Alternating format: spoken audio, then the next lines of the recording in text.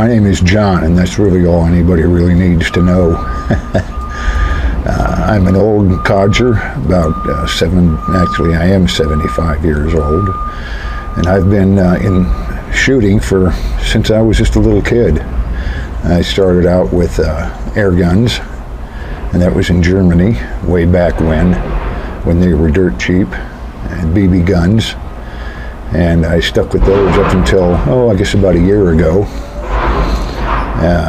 when I decided I was going to get back into 22s. I'm not a hunter. I'm not a big bore shooter of any kind. I don't even own a big bore gun or pistol. I'm strictly 22s and air rifles and air pistols.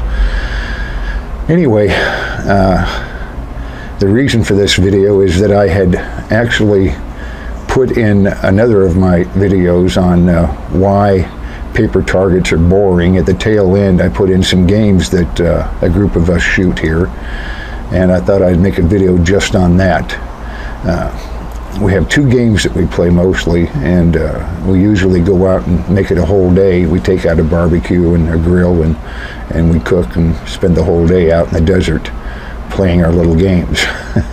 Anyway, I'm going to show you what they are, and I'm going to move the camera around, put it on the table.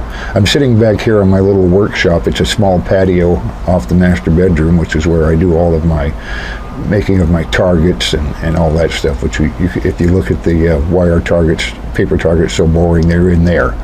Anyway, let me turn the camera around and we'll get started on the games, and I'll tell you all about them and how they work, and then you can do what you want with them, okay? The first game we play is shooting golf. Now this isn't the full size one. The actual size is I think 28 by 22 piece of poster board that the course is drawn on. You see the number 1 down there. This is course number 1.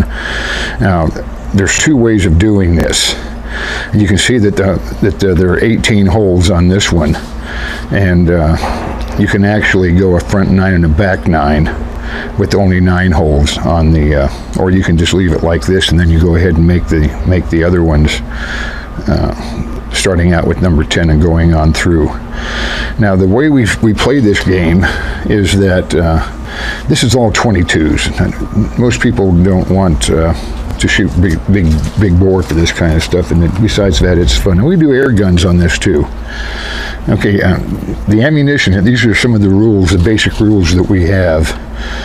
And ammunition can be any make and type the shooter desires. Tracers and shot shells are expressly forbidden. There are 18 holes or targets to a round. Each hole consists of a red 1.5 inch diameter circle. Now these are smaller, but like I said, this is just the, it's a course layout, the course map that you're given at the start of each competition. The standard distance from shooter to target is 50 yards. Longer distances may be used if desired. You can also use shorter distances if you want to go with pistols. A hole is considered completed when a shot is within the red circle or more than half of the bullet hole is within the red. Par for all holes is 5. If 5 shots are fired without a shot being within the red circle, a score of 6 will be used for that hole. Now here comes the fun part. No rests, benches, bags, or other means of support are allowed when shooting. This includes the ground. The firearm must be wholly supported with the shooter's body, including hands, arms, legs, and feet. There are 18 holes on the golf course, and there are 3 basic shooting positions: standing, sitting, and prone. Each position will be used 6 times during the course of the round. The positions are to be alternated, beginning with the standing position at hole number 1, then the sitting position, and then the prone position, then back to the standing position. Now, if you're going to use pistols, the standard distance is 50 feet. All shooting positions are from the standing position. All the other rules are the same as for rifles. Rifles and pistols may not be mixed in any round of shooting. Then we also have team shooting. A team consists of a shooter and a spotter. and may be used as another form for competition. Each member will be required to act as shooter and spotter for 9 holes, with each member shooting from each shooting position 3 times. One member will shoot the front 9 and the other member will shoot the back 9. Both must use the same firearm. In the case of pistols, each member will shoot from the standing position as described in the pistol section. Now, some people I'm sure are going to want to shoot large caliber. You make the holes a little bit, you make the circles a little bit larger or whatever, and then you go from there. But that's essentially what the golf is. Okay, now, our other game that we play is called Last Man Standing, and it looks like that. This one is a lot of fun. We have competitions with this, and there are some rules, and I don't have them written down, but what I'm going to do is just kind of discuss them, and if I leave something out, you can leave a message, you can leave a comment in the section, and I'll try to get back to you on this one. Now, a lot of people just love this game because you can use large bore with this as well, and especially if you are a very good shot. Now, how this works is you have the green and the red circle, and then 5 or 10 yellow circles. On the green circle, let me start it over here. The way this works is you have 10 lives, okay? Every shooter has a number, and they put their number in a hat or whatever you want to do. You can use whatever for the drawing. Everybody draws a number. You can't draw your own number. If you draw your number, you put it back and you draw another one. That's your number, okay? And the number of your target is like the number 1 that's on here. So what you do is everybody gets there, and you can make the distances any distance you want. It doesn't matter, whatever. The only restriction to this is that you cannot use bolt action and semi-automatic rifles in the same competition. They're either all bolt or all semi-automatic. You can do this with pistols. You can do it any way you want. Bench rest, shooting stands, whatever, are okay. Bipods, whatever. All right. You can determine the distance you want to shoot, and this is the actual size of the target. The red dots, all the dots on the page are the same diameter. That's 1 1/4 inches.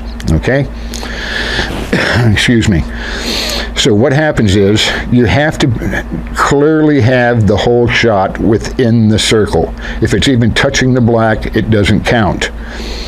Now what you do is, first of all, you have to fire and start in the green means you can go, okay? Once you hit the green, you're within the green, you are then a killer, okay? And what you do then is you shoot at each of the yellow spots, the same thing. It must be clearly inside the yellow. Once you have shot and hit all the yellow spots, then you go in and you shoot the red spot, okay? When you hit the red spot, you're within the red spot, you then call out loudly, "Number 1 is dead," okay? Everybody stop shooting. Everybody has to stop shooting. Whoever is number 1 is now out of the competition, okay?